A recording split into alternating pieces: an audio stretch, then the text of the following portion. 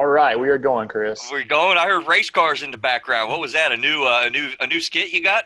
Well, we're at home. I've got my back door open so I can enjoy some chirping of the birds and feel the cool air coming in. But every now and then a motorcycle goes riding by, That was glaring. one So one heck of an engine, man. That's a good intro. I may have to close the door before it's over with. All right, man. Welcome to another edition of the best podcast ever through a therapist's eyes. I've never started out that way. That's a little arrogant, isn't it? Anyway, you are Craig Graves. I am Chris Gazdick, and we invite you to see the world through the lens of a real mental health and substance abuse therapist, trying to create emotional growth through the medium of the podcast, being aware this is not the delivery of therapy services in any way. Through a therapist's eyes.com is the site where you can get all kinds of cool stuff. Craig, I'm even blowing around in my head doing a blog, man. I don't know. You think my writing skills can show up there? You need to do that. I've encouraged you to do that since we started this gig. And yeah, I mean, I've written some articles and I'm trying to get back into that. I recently published one on LinkedIn. I think I shared that with you. I don't know if you've had a chance to read it, but yeah, you should start a blog, man. Hey, you know what? I'll make an on-air deal with you. You do one, I'll do three. How about that? Well, you owe me three then. All right, man. I've already done one. All right, maybe one for two. We'll put it that way. This is the human emotional experience. We're going to try to figure this thing out together through a therapist's eyes. It's got a book coming out at some point. Keep on point for that. Matter of fact, you got a cool meeting with Morgan James folks Monday next. That's kind of super exciting. I'm excited about that. And you're Mr. Coach now, aren't you? I am indeed. Yes. Yes. Contact you through where? Right now, I'm working on my website. You can find me on LinkedIn, J. Craig Graves. I'm also listed as one of the coaches on unbeatablemind.com, so you can find me there. So I'm going to switch this up, and instead of doing a fun fact, I'm going to do a quick current event. Do you know there's a pandemic going on? I heard something about that. Did you? Yeah. Yeah? Man, I just caught up with that. We've been talking about it. We've been talking about that in the last couple of shows. Everybody who is not living under a complete rock understands that is going on. I have observations that I want to make real quick, just kind of for the listening audience to hear, an opinion. Interestingly enough, part of what I've done, Craig, over the many years is trying to get in the footsteps of people that are dealing with this. And I'll tell you what, I want to let all of the listening audience know, we are all exhausted. We are all super anxious. We are all losing our minds, and it's really stressing people out. I see it all over the place, and almost to a man and a woman, people are talking about it. Listen, we are washing our hands. We are aware of what we're touching. We're trying not to touch our face. We're trying to get this information, trying to research this stuff till we know what's going on. Do you know what everybody is kind of experiencing, Craig? Just to nip it, just a little touch of OCD. OCD. That's kind of a little bit of what people experience. I mean, I listen to people's problems all day long, and friends tell me all the time, like, "Oh man, how do you do this? How do you get into this?" And I'm like, I don't know, I just do. It's not my emotion, so it doesn't really wear me out. But let me tell you something. I'm licking the floor a little bit when I'm leaving my office nowadays because I have my own emotion that's kind of wrapped up into this thing. And a couple weeks ago, it dawned on me. I'm like, man, wait a minute. Listen, can you imagine experiencing that all the time? Like, that never ends. That's what people are experiencing with that type of anxiety level, like incessantly.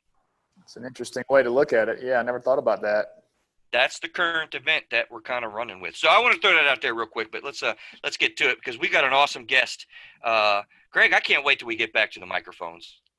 We're doing this Zoom thing again. I miss social distancing. Like I just said, it's driving me crazy. So we have a Mr. Tom Martin that is with us from his website.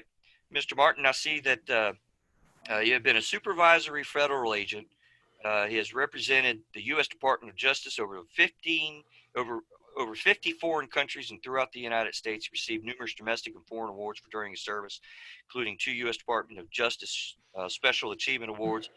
Been involved in many high-profile cases with natural exposure, including many unsolved crimes and cold cases. After retiring as a federal agent, Mr. Martin formed Investigative Services, Inc., in Newport Beach, California. We just met with somebody from California recently, Miss Estelle. Hi, Estelle. Hope you're still listening. She's a friend of the show now. He oversees 22 male and female private investigators who are also former federal agents in the DEA, FBI, IRS, and Secret Service. I think I was talking to him. He said all those three-letter guys. Mr. Martin, welcome to Through a Therapist's Eyes. How did I do? You did great. It's great to be with you guys. I'm looking forward to it. So what would you say insofar as who is Mr. Tom Martin? Where did he come from? What did I miss about your experience? It just seems crazy involved. I mean, I got to tell you, it's so awesome to have you on. Well, thanks again, Chris. I started out in college. I took a little bit different route. I studied to be a priest for 4 years in the seminary in California. Went to New Jersey where my cousin was a priest, and I thought the worst place to decide if you want to be a priest might be the seminary. And then very naively in those days, I didn't know too much about drugs, but in New Jersey, I got into the drug scene through counseling and being with some of the kids in the parish. I ended up in Harlem teaching there for a while, Patterson High School. And I decided at that time, maybe my life's mission might be better if I decided to go into law enforcement. Applied to a few agencies, got accepted to the Bureau of Narcotics, which you guys would know and your listeners would know is the DEA now, Drug Enforcement Administration. Spent 12 years there, worked undercover, traveled the world, got hurt in 81 and started Martin Investigative Services. And we're an overnight success after 40 years. Awesome. Wow. Yeah, and thank you for your service is an understatement. I mean, you have spent a career, working for us in a lot of different ways in the general public. Pretty impressive, man. Really, pretty impressive. Well, thank you. I've been a pretty lucky guy. Yeah. So 2018, I thought it was funny, man. We got a little common thought process. This is Through a Therapist's Eyes to a certain extent as a platform I'm building, and I see that 2018 was, I guess, your last book. Seeing Life Through Private Eyes, Mr. Thomas G. Martin. Pretty cool title, I might say. I wish I could take credit for it. One of my guys was sitting in the office one day and he was doodling and he actually came up with a title. Well, we even had study groups trying to do it and the secrets from a PI and all this nonsense. And then he just calmly one day said, how about seeing life through private eyes? And I went, wow, because that has kind of a dual thought process. And so, the editors and the publishers, they loved it. Of course, I took full credit for it. I didn't give him any credit. No. I think these guys are getting ready to change my title to my book too. They just make it work, doesn't it? Don't they? I just think let somebody else pick the title. Exactly. I think let somebody else pick the title. I have no problem with that either. But I tell you, the chapter that stuck out at me was chapter 6, and that is entitled "Greed, Love of Money is the Root of All Evil." And I know you're not wanting to do a bunch of promotion and stuff, but you just kind of Google your name and all kinds of stuff will come up. And so our listening audience understands. We'll have some show notes that you give out a bunch of free stuff to really help people in some really neat ways. We'll probably get to that maybe in the part 2 more so. But the greed, love of money is the root of all evil, to me, is a big factor of what it is that we're going to be talking about today. And I think that, supersedes through, like you said, the root of all evil, a major part of human behavior. How do you see that? Well, it's always struck me. I came from a family where my dad was a milkman and my mom was a waitress. So we never went hungry, but the thought of having money was nothing that crossed my mind or my brother's mind or my sister's mind. Then when I got a little fortunate in getting some clients after the business in 81, one of the most unusual things, I have about 10 clients that are billionaires with a B. And I've always told people I've never met a happy one. And it's just unbelievable to me that they would have all this money, all these resources, all this advantage, and they're just miserable.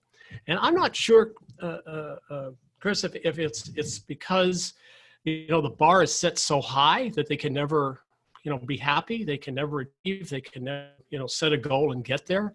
Right. I'm not sure. And then money affects all our cases we do, whether it's divorce, whether we're getting into insurance claims, whatever we do as private investigators around the country, centers on money and how somebody from another advantage. So it's totally the root in our cases of evil. Right. Right. Yeah. So this is part one. Part two, we're going to kind of go on a myriad of topics. Let me set up this this topic that we're going on today. And Craig, I noticed a little choppiness on our audio. Are you hearing that, or is everything? Yeah, a little bit. Yeah, there's a little bit there. Okay, so it's just a little bit of a Zoom lag. Yeah, I think that's what's going on. All right. Yeah. Listen, audience, we'll get back to the mics at some point. I promise. But I got your attention. You caught the attention in my eyes, honestly, because this is a topic of human trafficking. And let me go ahead and put a disclaimer to our people. If you got kiddos in the car on this one, it'd be time to probably turn it off, because we're going to be talking about human trafficking, sex trafficking specifically. And I don't know exactly where we're going, because I don't know a lot about this topic. But it is a topic I've wanted to cover for quite a while. Should I call you Mr. Martin or Tom? Please, Tom. Tom, okay. Tom, because I have not found anybody that can really speak to this topic, and I think, like, as we were speaking about it before the show a couple of days ago and stuff, it's something that people don't talk about. It's an absolute topic that's like a taboo reality that is prevalent in our communities. So probably this show is not appropriate for little kiddos, is my disclaimer. So let's make sure that we protect our young folks and people. But we need to talk about human trafficking, and we need to understand what's going on about it. We need to understand the ins and outs. And I'm going to be real honest with the audience. I'm going to be learning on this one big time, because I've seen it in my office, and it's a hard thing to really even tap into with trauma histories, because I find that people don't want to talk about it in treatment. Now, what I have kind of gleaned in sort of anecdotal and information and things that people have talked about is that this is a topic that kind of mostly runs around our youth who become disenchanted, have anxiety, depression issues, maybe ADD, struggling in school, difficult family lives, and they run away. Now, I've worked a lot with runaway issues. I've worked a lot with children and disorderly conduct and criminal behavior and this type of thing, even street gangs. I've seen a lot of different things come through my practice. And I think what happens is these kids leave their home and have a quote unquote rescuer, where otherwise we might call them a pimp, and they help them, particularly girls. But this is a boy thing too, I think. And they help them. They set them up, place to stay, food, 3 hots and a cot, hotels, race places, houses, whatever. And the network of using these children and these young adults, 20, 22 years old and whatever, is amazing, because they will use social media, set up a site when an event's coming into our fine city of Charlotte, and all of these people that are coming in for, say, big sporting event or the Republican convention is coming up in town, and they will have a whole network there moved from whatever city up to here and service, quote unquote, horrible way to say it, the public with prostitution and sex activities and this type of thing. That's about what I have gleaned. I'm going to lean a lot on you, Tom, to help us figure out how does this thing work. As I've laid out what my understanding is, how does that fit with reality from your experience? I'm very curious to know. Well, I thought it was a great summary. If you define human trafficking as, some type of use of force to get one person to do something they may not want to do, be it, something in the workforce or sex, then I think that we can move forward with the discussion. I first saw human trafficking 50 years ago when I was a federal agent, when the Medellin cartel or the Mexican mafia would have young children, females, actually bring dope across the border in their cavities, either in their stomach, in their rectum, in their vagina, whatever. And the trauma on that, can you imagine if you have a condom, say, of cocaine that you've swallowed, Sometimes they swallow 10 or 15 of them, and that person is in an airplane, or they cross the border, and then they have to wait to the substance is going to come out of them, and then they go back and they do that repeatedly and repeatedly. So that was in the 70s. It was very prevalent. That's how a lot of dope got into the country. Now, with the building of the Trump's wall, what we are seeing, to fast forward in 2020, is the use of the bad guys, so to speak, in transporting that dope either through the Gulf or through the ocean. And they're still using people to do that. And I think that human trafficking, I don't want to overstate it. I have a hard time wrapping my head around it. I believe it's probably the number one problem in the United States today. I don't know if it's the number one problem, even more maybe than drug abuse. And because let's just pause there for a second and then go to the because. I just want to point out, I kind of pride myself in being, at this point in my career, pretty experienced. I've been doing it for 20, 25 years. And you saying that scares me in my brain, because I just admitted I don't even know a lot about this. That's crazy. Well, and I don't make the statement lightly, because there's one thing I do know a lot about, and that's drug abuse and the effects in the country and how many people are dying. And all the stats. I don't need to go into that. I have a hard time wrapping my brain around, if I think it's the number one, or let's say the number 2 or 3 problem in the country, why isn't anybody talking about it? Right. Okay. And here's the difference. And if you take a person from a street point of view, I'm coming from the street, and lived my whole life, the last 50 years or so, on the street. If you take a person that is using fentanyl or cocaine or heroin, they're doing that themselves. They're putting that drug into their body, and at some point in time, they may say, "So now I'm going to go to a guy like you, I'm going to get some treatment, and you're going to get him into rehab and all that other stuff." You forgot more about that stuff than I know. But when you take a person and all of a sudden they're 13 years old and they're homeless, or they've poverty, or they're shy, or they're awkward, and they get this predator to take them to Charlotte, where they're going to have sex with an unknown person. And that happens not one day, sometimes 3 or 4 times, and multiple times during a week, for a year or a year and a half, until that person is just basically worn out spiritually, physically, mentally, academically, and professionally. Right. So when you think about, I know you're talented at what you do, but if you're a drug abuser versus somebody who's been in human trafficking, my guess is the human trafficking person is going to test your mettle pretty well. I think you're right. I think you're right, because we did a show, I think I told you about when we were talking, on, compound trauma versus simple trauma. And the idea for the listening audience, go back to whatever, Craig, what is that, episode 4 or something? Pull that up and check that out so we can tell them. I didn't do my research on that. But, man alive, I'll tell you, you have a horrible one-time event. I mean, I don't care if you're abducted, kept in a pit full of bugs, and, a week later, a month later, you're found and you're retrieved and brought back to your family, and all sorts of things happen during that time. That's kind of one event that is from beginning to end.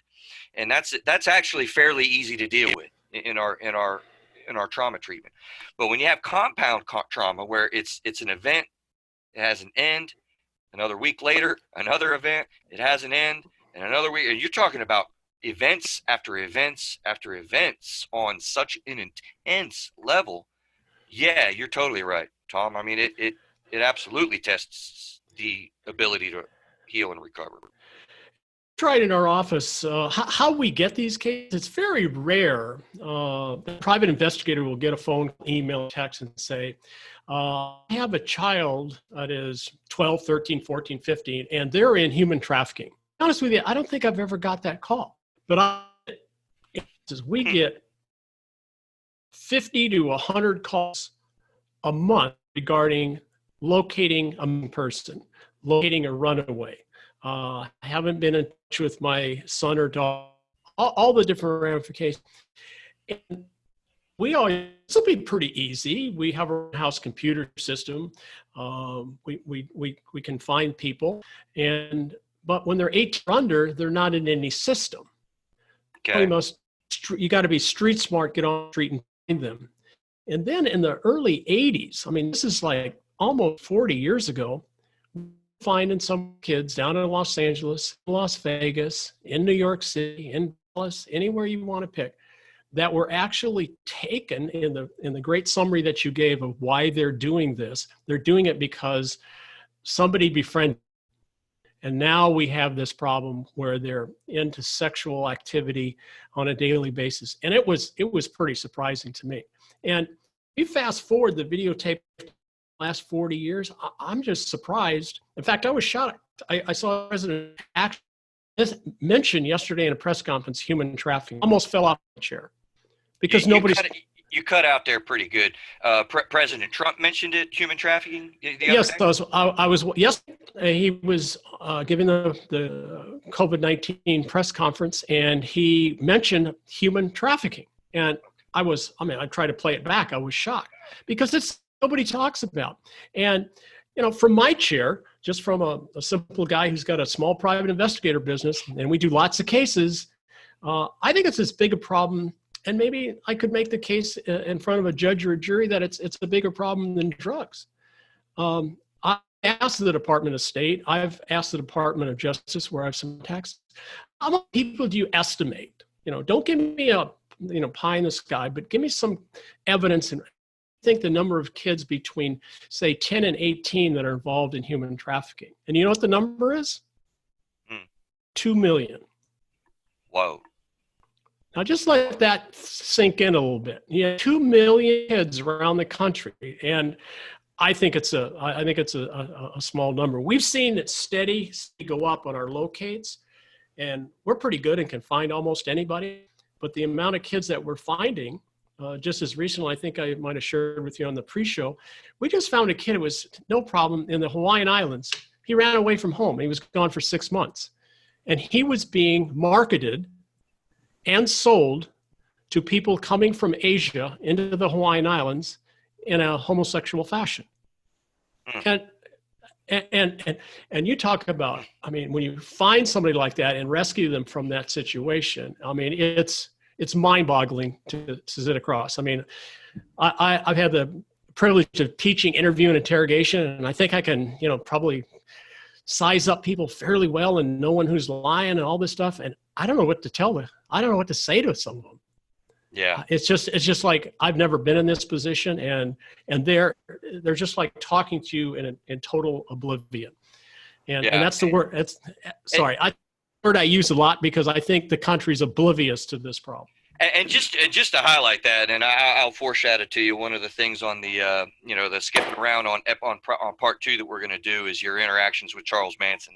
Okay, so really, just because it's something that I think people would be interested in, but to highlight that for our listening audience, when guys, when Mr. Martin here is saying he can interview people, he can deal with people, he can profile people, he's had experiences literally culturally around the world. I just want to say that now, because in my clinical brain, that just ups the ante in intensity level so much more, sort of knowing your experience base and the power of what you just said. Well, I would put it back on somebody of your caliber and your qualifications. I would say, teach me, because I'm not smart enough to figure out what to say to these kids. We try to get them into therapists, like this kid that we just had in the islands. We got him into a therapist on Oahu. The therapist didn't have a clue. I think the kid came out worse than when he went in. So, that we just don't find the kids and say, okay, and then throw them to the wolves and say, okay, good luck and goodbye. So, it's if they're on drugs too, then you got to get them counseling there. Yeah, sure. Yeah. There's a lot there, which we're probably, I don't know how much we're going to be able to cover, but having, learning what the realities are on the ground from you today. I'm going to be, like I told you earlier, I'm pulling this in my brain and kind of pushing it out to people that I've had, pretty significant traumas and exactly that. I can see listening back to this one and doing another show on that, because there are things that you do. I mean, and honestly, the first thing that pushes in my brain is really just, you know, sitting with that person and letting them know, like, you're not a crazy, gross person. You're a real person, and I accept you, and let's go get this figured out together so that they're not alone. Because I if I'm putting myself in the shoes of somebody who's been homosexually farmed out for the last year or two or three, I mean, they have got to feel like they're nothing more than an animal and not even human. And they need to know that, no, like, I accept you. It's okay. We can deal with this. Well, I think you've hit the nail on the head. And that'd be counsel to some of your fellow therapists if they could do that, because I've asked them, and I wasn't trying to be critical, but I've asked more than one therapist. When you were going to school, did they teach you how to deal with people that are in human trafficking? And the answer is 100% across the board. No, sir. No, sir. And it's amazing to me if it's, let's just say it's in the top 5 problems in this country. You would think somebody would be doing something about it. And you'd think that somebody would say, okay, this is a problem we've got. I think you're something, and hopefully you'll bring it to more light. Okay, so let's back up a little bit. What are we talking about? Human trafficking. I looked it up and had a basic idea of what trafficking is defined. And you said it earlier here. It's the recruitment, transportation, transfer, harboring, or receipt of persons under threat, force, coercion, fraud, deception, or abuse of power are sexually exploited for the financial goal of another. So let me say that again, right? We're talking about children, oftentimes, like literally people under 18, children. And this is young adults. I mean, you see people missing persons all the time. You know, like, you know, we just had one, Craig. Do you remember that story? That was a 25-year-old woman was abducted and gone for a while. Remember that in Charlotte a couple years ago? I don't remember that. No. Yeah, it was big around here. Just from the local college. They were just gone, and I shudder to think that this happened. But it's recruitment, transportation, transfer, harboring, or receipt of a person under threat of violence, force, coercion, fraud, deception, or abuse of power that are sexually exploited for the financial gain of another person. That's what we're talking about when we talk about human sex trafficking. I think you explained how this usually starts, Tom, when you find networks or people doing sex trafficking, essentially as a missing persons case. And then you stumble upon finding the person or the network and whatnot. Can you kind of, you know, niddle it down to brass tacks of, like, how does this really look? How do you really see it? What does it really look like? Because it's so mysteriously, disguised as something else, I think, a lot of times. I think the simplest way is to think about who has a monetary goal, and he's not going to chump change. He's in serious money. And we have seen, if there's something typical, would be this predator finds a 13 or 14-year-old girl. And one of the common ways is he takes her to a club and she dances. And after she gets done dancing, the money she collects, she gives to the predator. Then the next day, she may be taken to one of the predator's clients where she is forced to have sex. And these, I have a hard time saying, the additional predators that are having sex with these young people will pay anywhere from $1,000 to $5,000. So we're talking serious money. So you've taken a kid homeless, maybe some psychological problems, maybe even some mental illness, and she's into this sexual activity where the gentleman the predator gentleman can be making anywhere from $15,000 to $20,000 a week. Jeez. And he doesn't just have one, he has multiple girls. We didn't really see the homosexual activity coming in until around 2000, 2002, where 99% females. And then now we saw the tables kind of turn where in our cases, I'm not saying this is prevalent in the United States, just in Martin PI's cases that we have, it's about 80-20 now. So the definition that you gave is a great one, and that's, right out of the books, and that's all the good teaching stuff. But on the street, it's just taking somebody that's vulnerable, putting them in a position they don't want to be in, forcing them to have sex, getting money, and just trashing them over and over and over again until they get to the point where they become useless. And there's kids on every corner of every city, of every county, every state in the United States that are vulnerable. And it's like picking an apple from a tree for these guys. And that's why it's a little frustrating for guys like myself who see every day and nobody's really doing anything about it. Is it so because it is so hard to do something about it? I mean, listen to that. I'm kind of hearing this play out, which, by the way, sometimes, needs to be said. We know with sexual molestations and rape cases and this type of thing, that oftentimes it's a family friend to the home, or dare I say, even a family member, uncles and parents. I mean, it's hard to think that a parent would do this with their children, but I can tell you, I have heard and talked to people in my therapy office that have had this type of thing happen. And I don't know if that's, we tend to think of human trafficking as like shipped off to, Japan or China or coming into Hawaii. But, this can happen in the tri-state area, up in the Michigan area or down in Iowa. Yeah, by the way, the Dust Bowl. Oh man, I bet it's in West Virginia. Like you said, I think it's everywhere. And it starts, just by people that are disenchanted with their major support systems, and they voluntarily leave.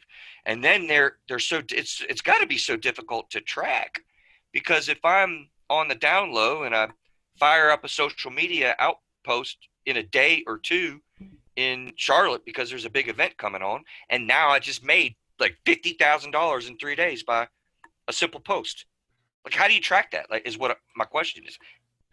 Well, the way we track it is we don't see too much of the family dynamics where a dad will take a daughter or mother will take a son, whatever that is. Just unfathomable. But it does happen. But as far as human trafficking goes, what these guys will do is they will and say Charlotte, but then they'll move them to Chicago. They're not going to stay in that area. Right. They very, very rarely stay in the area, because then the teen doesn't have, the contact with their friends or neighbors, all the things that might be able to extricate themselves from the situation. So we call it the 1500 rule. It's usually 1,500 miles from the place that they're raised that they're taken. And it's pretty common. Now, and I don't want to label this, but in our assessment of things, the three major hotbeds are Dallas, Los Angeles, and New York. And Las Vegas certainly is coming up a close fourth, and that's because of all the conventions that are there. And so we see a lot of that, and it's not something so much in the families as it is bad guy gets teenager, vulnerable, have sex, throw them away like yesterday's condom. Wow, that's tough to. It's tough to stomach, man. I just experienced a little bit of a visceral, like physical, like I want to go after somebody now. I don't. Holy cow. Well, I think you and Craig would both, if you actually sat across, and we don't have any skills like you guys have in terms of how we talk to them.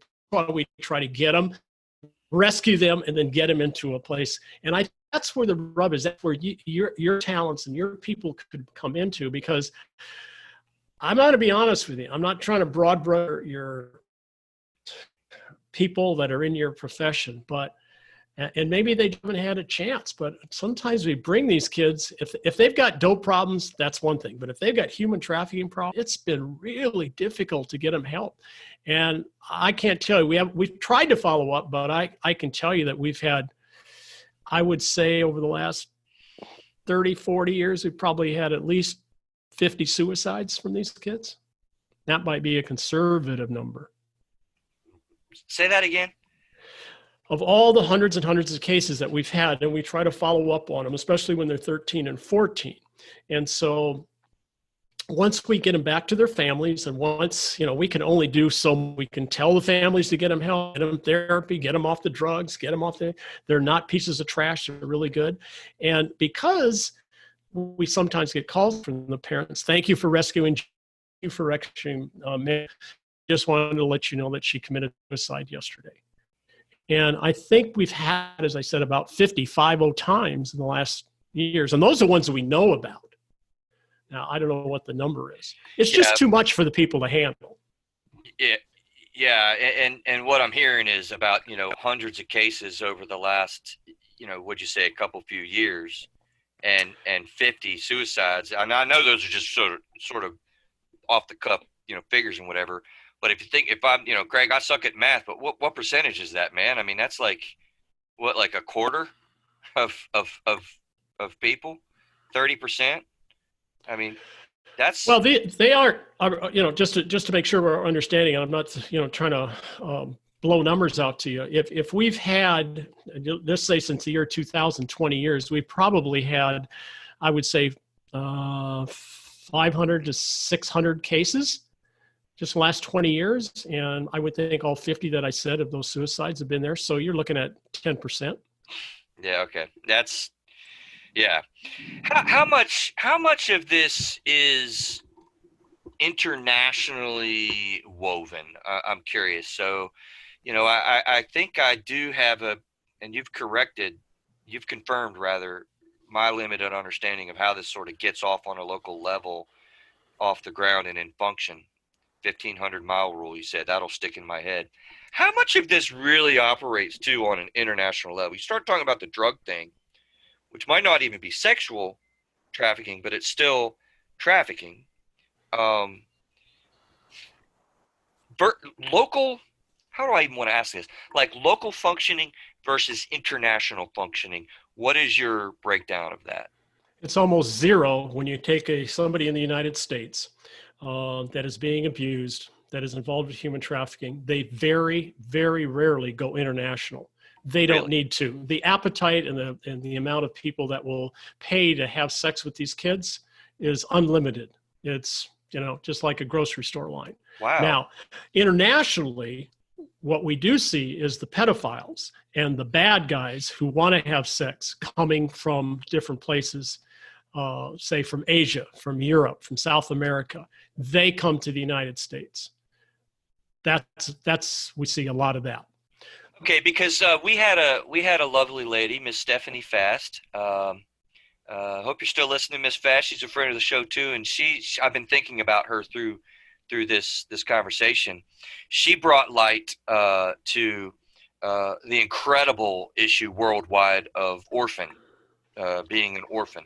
So being orphaned, where you're just left and kicked out of your village or kicked out of your society, all told, and you're just left to fend for yourself. I would imagine there's a great joining internationally with the orphan problem that exists with the trafficking problem that I would imagine kind of goes hand in hand with that. Does that make sense? It does make sense. In our experience only, we haven't seen a lot of orphans or kids that are in foster care, maybe a couple, maybe a handful. The amount of people available, and I hate to make it sound like, we're buying produce or milk. I know, right? Yeah, but the amount of people, young people that are available, who are in mainstream America, so to speak, these pedophiles and bad guys don't need to go out into the orphan communities. They're trying to get somebody that they can mold, and they're on every street corner in the country. Well, when I speak of orphaning, it's interesting because they're not in foster homes. That's part of the problem that Stephanie kind of pointed out. Miss Fast was like, look, these kids are not cared for.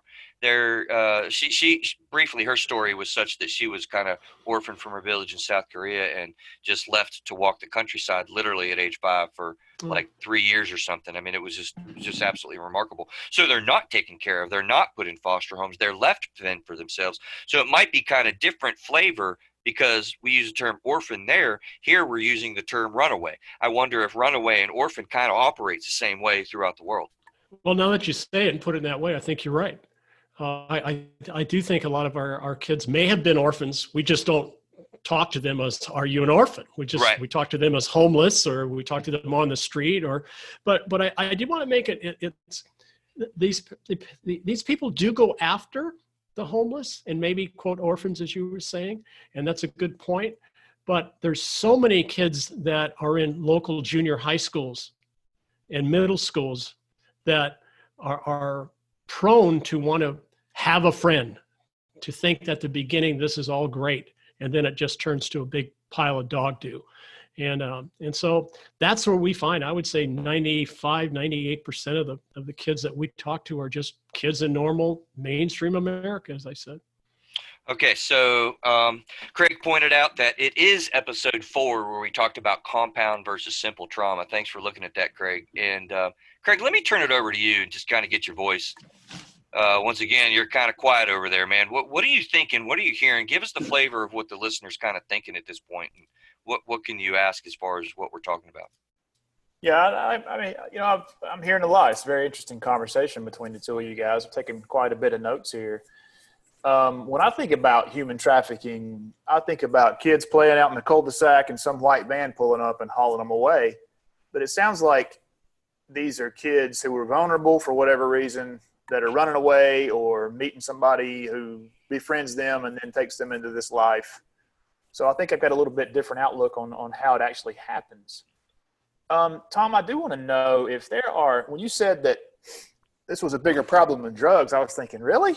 I had you hear about the opioid epidemic, and I had a cousin who OD'd in November. We had no idea he was using. He was a great kid. But when you say 2 million kids from the ages of 10 to 18, wow, that kind of puts that whole statement that you made into perspective there. So with that volume, that's a huge problem. Why isn't there more talk about this thing, man? I mean, why is it that we're concerned about who's peeing in which bathrooms when this kind of stuff's going on and nobody knows about it? Wow. Well, that is a great line. I'm going to use that and take full credit for it. Yeah, please do.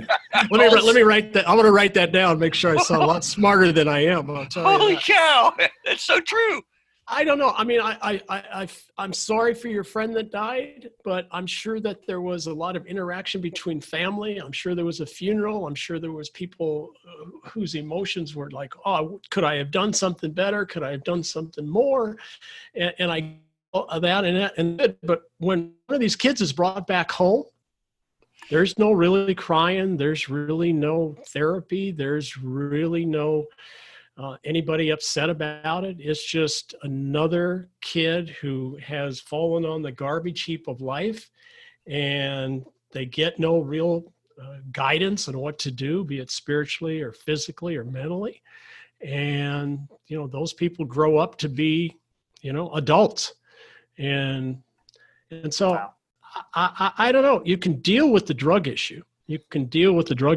But I just don't think there's enough talent, and I put myself in that pool of lack of talent to deal with the people. I'm really good at finding people and extricating from the bad guys, but I got to be honest with you, I need somebody, like a Chris to be at my side. And you know what? I'm going to be vulnerable and jump in, Craig, and actually try to answer that question, because I was just thinking and it hit me. Bottom line, we don't like to talk about sex. We don't want to talk about it. I remember very well, Mr. Shook, man. You remember Mr. Shook, Craig? He was my supervisor. He hired me, and then later on in a career, I hired him, so to speak. So it was really kind of a cool career that I've lived with Jeff, and I've learned so much from him as a colleague. When I was hired by him early on in my career, I'll never forget, he was giving us an in-service training, and we were sitting there talking, and we were at a mental health center, and I was doing therapy. I was still pretty green at the time, and he started talking about doing couples counseling, and he started talking about the sexual relationship and how that comes up in a marriage discussion. And I remember very clearly, I was like, yo, I ain't never had a conversation about sex in a therapy session. And here's this older guy like talking about sex in an in-service training in my office. Honestly, it freaked me out, creeped me out. It was like, it shocked me. And I'll never forget that as a young therapist. I mean, now it's funny, like I'll sit in a room with two dudes, honestly, in therapy world, and I'll ask, questions about sexuality and, what happens for them, and normalize the discussion and decrease that anxiety and that angst and weirdness. And now I mean, as a therapist, I can get away talking about all sorts of stuff with people. But you said that, and it took me back there, Craig, that as a therapist, I didn't want to go there. I didn't want to do it. Well, I guess I might buy that a little bit, but like we do talk a lot about sex in our society, and gender, and who can be a man and who can be a woman, who can and can't, stuff like that. When I think about human trafficking, I don't think about the physical act of the sex. I think about some of the things Tom's saying about these kids who aren't loved, apparently, and who don't feel connected to anything, and that's why they're reaching out for somebody to care about them. And it sounds like that's how they get caught up in this. So, Tom, I'd like to hear your thoughts. I don't think that we talk about the sexual act, the dancing one night, the next night you're having sex with a stranger in a hotel, and how those sexual acts really get real. Well, I sometimes put it this way when I reach out for a therapist, be it in Cincinnati or Hawaii or New York. If somebody comes to us and they've been on cocaine or drug abuse for a long time, I know the best places in the country to go. I know where depending on the drug, I know the Betty Fords and I know the Hazeltons, and I know where not to put kids in the camps. They try to break them like horses. Yes. Okay. But now I've got a young man who is 14 years old, and for the last 6 months have had, sexual experiences with, say, 20 or 30 different men. And I don't have any problem even talking about sex with the kid. Did you have it? What did you go through? I need to know something, because now I got to get him help, right? Right. But then my frustration is that where do I take him? I can't take him to a Hazelton. I can't take him to a Betty Ford. I can't take him to some camp somewhere. Where do I take him? I can't. If I take him back home to his parents, that's just a complete nightmare. The kid will never recover. So I've got to find somebody in the area. And most of the therapists, they love talking about sex, but they don't like talk about human trafficking sex. Right. And I'm not so sure that all these, great schools and that do all this stuff, there's got to be somebody who's can bring it to the forefront and say, here's the program, here's what we need to do. And maybe that's what your show today will spur somebody on, or somebody who comes at it from a medical point of view, because I've been in the game a long time, guys, and I haven't found anybody who can really sit down with them. That's a great point, Tom. If some therapist, maybe you, Chris, who knows, is listening to this, who could fill that gap, it sounds like a huge gap, and it needs to be filled. That's terrible. There's no place for these kids to go to get help. We have identified a little bit of a lacking. I mean, the answer to some extent are people that are well steeped in trauma therapy. That's the buzzword. People that are steeped in trauma therapy will be able to kind of do this. But we don't have a lot of intense type placements like we have in the rehab facilities. We have, inpatient hospital systems such as the Hazeltons and whatnot for mental health issues. But unfortunately, what that really kind of wraps down to is with insurance payments and stuff, it's for suicidality and rather intense, self-harm thoughts, which of course we would have with human trafficking victims and whatnot. But they're there for 2 weeks or 3 weeks, and you kind of go back home, as you say. So it is a bit of a gap. But trauma therapy is the buzzword there. Well, I'm glad you mentioned it, and I wrote down trauma therapy as kind of the word to go forward. But one of the other things that I thought about, and I'll do this briefly, is that you have a drug problem, your insurance will probably pay for it, or the parent's insurance might pay for it. When you say that you need to have a kid who's been in human trafficking, the insurances don't even bother with it. Yeah, I mean, I don't want to say they don't bother with it. I want to say that they need, to prove medical necessity for an inpatient stay that involves an inability to function at home. And unfortunately, you got somebody who's really numbed out. They might even be repressing their experiences, and they're saying, "Hey, I'm not suicidal. I'm fine. Thank God I got home. Let's go have a cake." And so are they going to be admitted? Maybe not. They're, unless somebody's really kind of, needling in there and getting at the real information on what happened. I mean, Which you would think. Yeah. Well, I was going to say that might be our problem, because maybe we're not articulating to the parents who are articulating to or speaking to the insurance company that, hey, this is a problem. This if it's related to drugs, you're in. If it's just related to you're not in. Yeah, because they're like, "Hey, I'm fine. I'm back home. We're reunited." Craig, yeah, I would argue that if you're sex trafficked that way, that all those bullshit requirements go out the window. Get the person some help, man. I mean, that's got to be trauma for anybody. Anybody who's listening to insurance companies, listen up. Tom, I got a couple more questions, man. So these people who, the clients, if you will. It seems to me these days with Tinder and all these crazy apps out there, you can find a willing sex partner pretty easy. So what's the draw to abusing these children, man? Well, it's a great question, and I think you guys probably already know it. It's not about the sex; it's about the power. It's about control. And you can go on Tinder and do a lot of different sites, but it's very, very difficult to find a 13-year-old boy or a 13-year-old girl. And that's what these people want. They just want to control the power thing, the power dynamic. Money too. Yeah.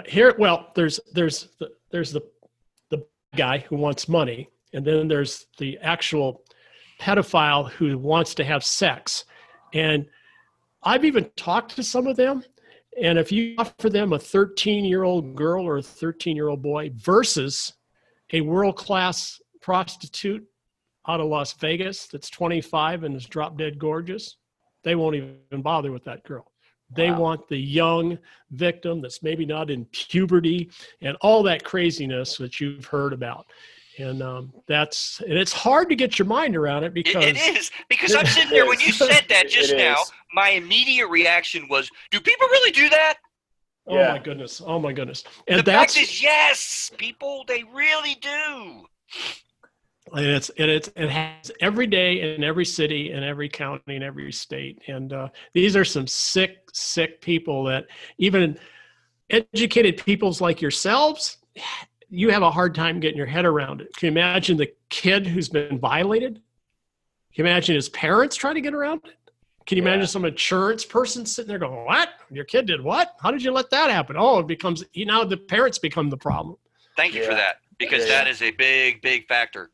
Really. Go on, Craig. I was going to ask another question if we're all kind of moving on to the next topic. So, and it kind of relates to you, Tom. You said you talk to these people and they tell you these things. Dude, how do you control yourself? How do you not pulverize these scumbags or worse? Well, I always think of the day that there were more bad guys in the room than we had agents going through, and I got knocked down, hit, and I got kicked really, really hard. And I had a guy down on the ground. There's another guy coming with a baseball bat, and he was standing over me, and I told him to freeze, and thankfully he froze. But then I said, I could just pop this guy right now and end all this nonsense.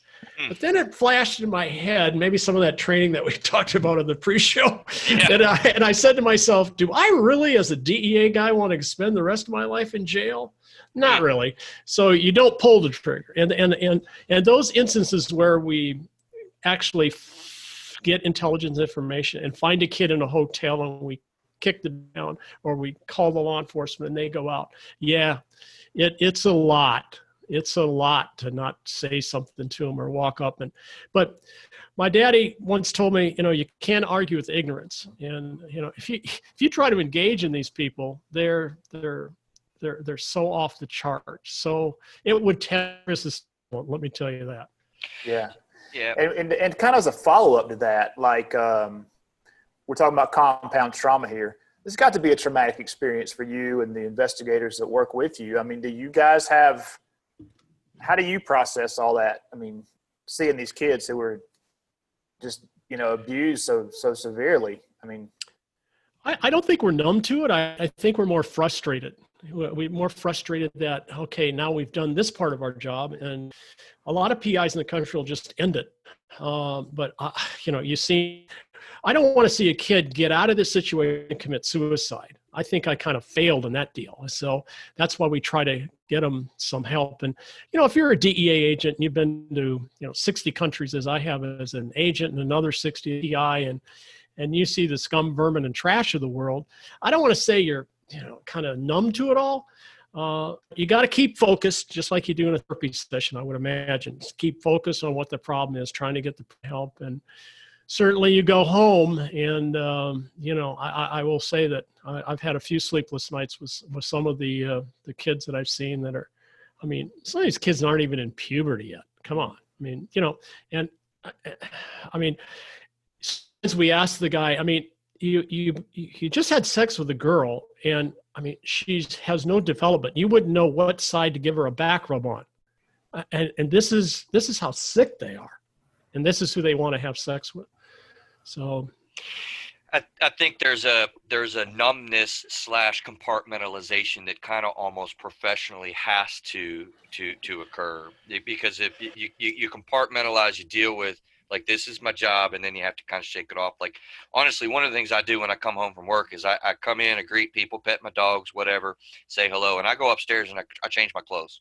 The armor has to come off, and then I'm home. So does that ring true at all, Tom? I think it's a good way to put it. I have for many, many years, I have what we call the FBI, the DEA uniform, the suit, the white shirt and the red tie. And I come home, put on a pair of sweatpants and a t-shirt and sit back and try to let it all go. But I can deal with a guy who's committed murder. We've had 500 murder cases in our career. I can handle a guy who robs banks. I can handle, all kinds of different things, but I'm telling you, it's really hard when you see a 13 or 14-year-old that's been abused for a couple years and probably had more sex than I've had in 60 years. It's like, whoa. I don't want to talk about it. Yeah. Right. Back to that. Like, I don't want to talk about this. That's why I think it's so great that you are talking about it. And then I don't know why the people in the country don't have a greater sense of awareness of it, because it's out there. You talk to any cops, they'll tell you. Yeah, and so let's go to there a little bit, because part of what I wanted to do is gain an understanding as well, right? Like, okay, so how mainstream is this? We've got this idea. How big are the dramatic rings of people versus the smaller people? I think we have a little bit of an idea about that. What do we do? I have a person in my personal life that has helped me understand that in the National Guard, for instance, there is an element in each unit that is responsible to train the unit to identify sex trafficking. So have you ever heard of anything like this, Tom? I have not. Interesting. Yeah, so that's what I'm told. And so but the training is just like somebody in the unit feels like, and I'm speaking out of ignorance a little bit here, please, listening audience. But what I understand is, someone in the unit is just kind of picked, and then the unit is kind of taught and trained to identify sex trafficking and kind of what it looks like and whatnot. And I was going to ask you how effective a lot of that stuff is, but it sounds like you haven't really even kind of heard about that. Well, I've talked to enough police in my day or agents that get involved in these cases, and I don't want to belittle the training. I think it's very important. But when you kick a door down, or you're in the law enforcement community and you find a 45-year-old man with a 13-year-old girl, I don't think you have to have much training to figure that out. Right. The real question is where I think therapists can really help out here is, what training are the law enforcement people getting to date in 2020 to help that victim that they just found? So do they just say, okay, come on, call up the parents? And sometimes you call the parents, you guys will die on this one. You call up the parents, you say, can you bring them over? I'm busy. I got to go golfing. You go, are you kidding me? I just found your kid. And or the women will say, okay, well, thanks for doing that. Can you bring her back tomorrow? I'm going to be, I have you have had, wait a minute. You have had an experience where on a missing persons case, you have found a child, found a 20-year-old, a 17-year-old, whatever, and notified the family and been put off. Multiple times. And I've even written about it in blogs and in my books where they will call up and it's like you're bothering them. And I've had women say, I've got a shopping appointment. I'm going to be at Nordstrom's for the next couple days or next couple hours and bring back. They don't care. Now, this doesn't happen too often in the cases we were talking about in this human sex trafficking. These are like runaway kids who are bad. Right. And, yeah. Right. And so, most of the kids who are in sex trafficking, they've been gone for 6 months, 9 months. And what my brain does with that, though, I mean, let's think about it. As weird as that was, and as immediately shocked as I am to hear that, I'm also pulling back a little bit. You got to understand the parent's perspective here.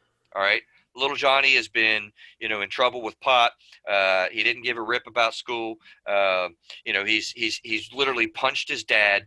We had to take the dad to the hospital with a broken nose. And little Johnny's 15-year-old kid, he was just absolutely unmanageable, and he decided to leave the home. And he's been gone. I don't know where he's been. I've tried to contact him. I don't really know. He doesn't answer cell phone. So great. So you got this guy? Okay, well, he needs to say sorry to his dad. Well, you would be shocked. I don't know how to put it any other way, is that there is tremendous tension when we find these kids and bring them home. Yeah. And what we say to the parents who call us, we go, don't worry about us finding them. We're going to find your child. And there's lots of great methods out there. A lot of PIs are very good about what are you going to do with them after we find them. If they have an anger problem, where do we put them? And of course the parents want them some camp up in Alaska where they freeze their buns off, and it's completely useless. But don't. I know what you speak of. These an uncommon occurrence. I didn't throw it out there to be, off the wall, but I can tell you, so many times, dozens of times, parents will just say, "Well, I'll get back to you tomorrow. I'm busy right now." They don't care. What kind of prevention efforts do we have, actually? I'm aware of the time. We need to start taxing in, Craig, so let me kind of make sure. Let me ask a question real quick. Yeah, that's what I was saying, so, Tom, I assumed that maybe these kids were, and probably incorrectly stereotyping, but maybe lower income. But you're talking about parents who were playing golf and hanging out at Nordstrom's. I mean, what income levels are these kids? Does it span the lower, middle, higher income kids? What's this? Well, we've done thousands of locate cases, so I would say it's a good question, but it's easily answered in the fact that we have kids that have billionaire parents, and we have kids that are barely putting food on the table. Wow. And right.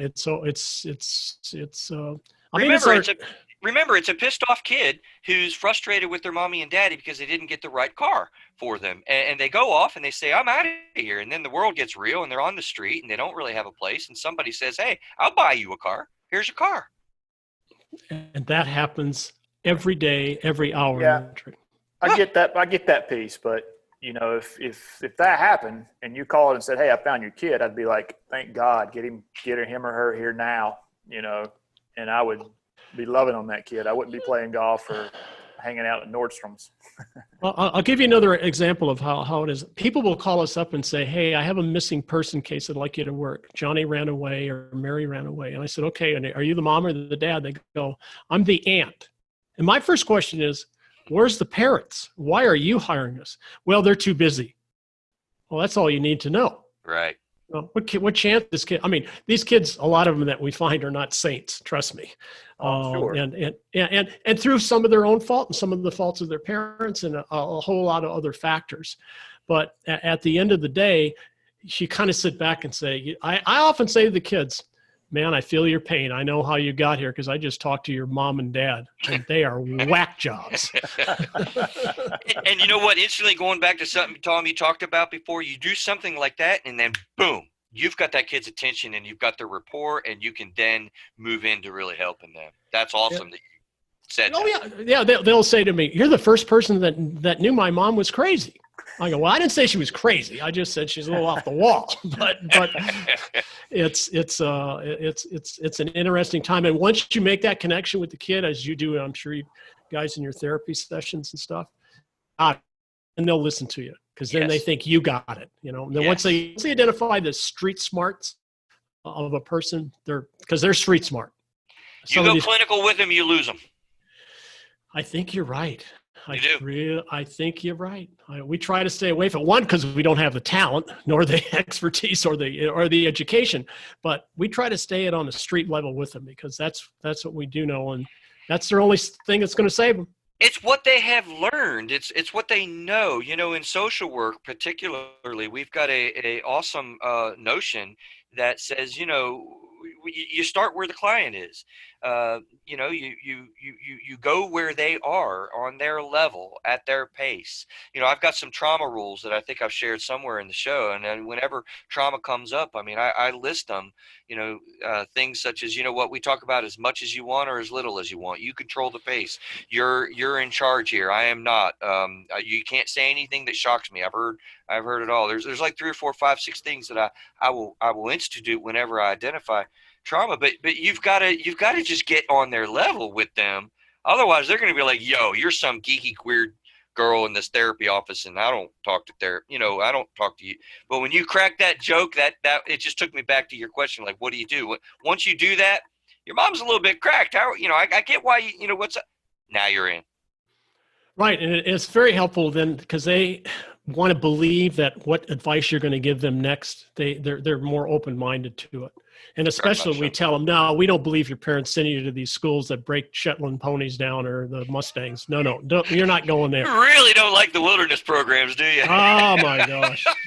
I'm sorry to all the wilderness programs, but I've never – all they do, those kids, and I've seen them. I made a lot of mistakes because I sent a lot of kids there.